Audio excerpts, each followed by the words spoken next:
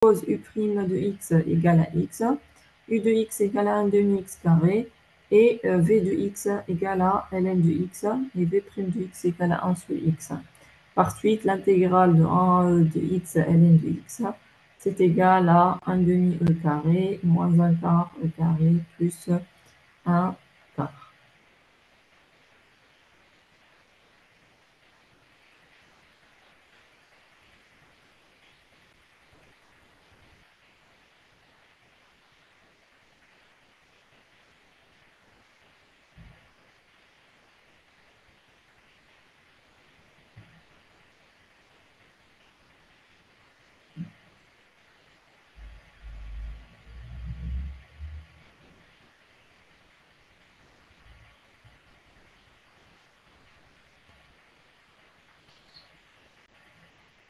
Donc ici, on fait des changements de variables, ici pour calculer l'intégrale.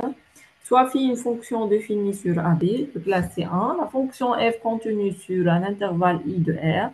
Si phi de AB est inclus dans I, alors on a l'intégrale de A à B de f de phi de U, phi prime de U du, égale l'intégrale de A à B de f de T dt.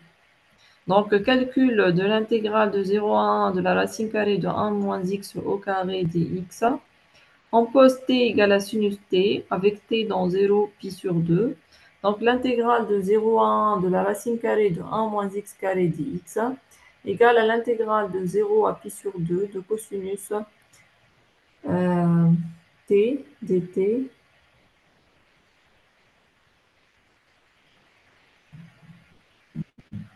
Ici, on a fait le changement de variable avec t égale à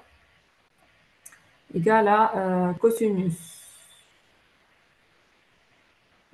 T égale à sinus. Donc ici, ça sera 1 moins sinus carré. 1 moins sinus carré, c'est cos carré. Et puis la racine carrée, donc ici, ça sera enlevé. Hein. On n'a pas de carré ici. Et puis, c'est l'intégrale de 0 à pi sur 2 de cosinus t dt. Puis le primitif de cosinus.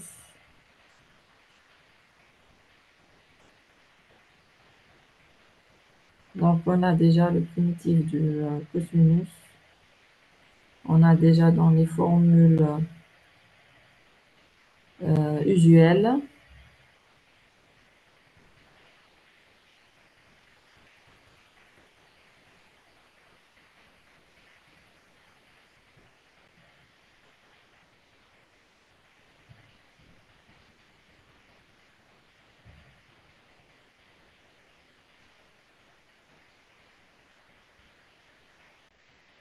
Donc ici, le primitif de cosinus, c'est le sinus.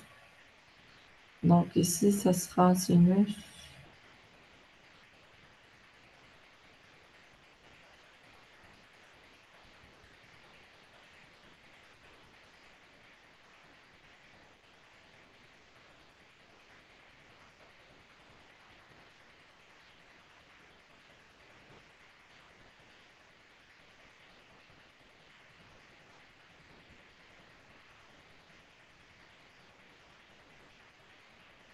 Normalement, c'est le sinus entre, ici, c'est sinus t, entre 0 et pi sur 2.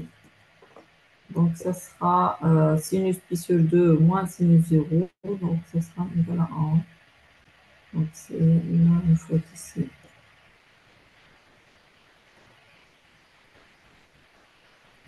Calcul de l'intégrale de 0 à 1 demi de x sur 1 moins x au carré de 3 demi dx.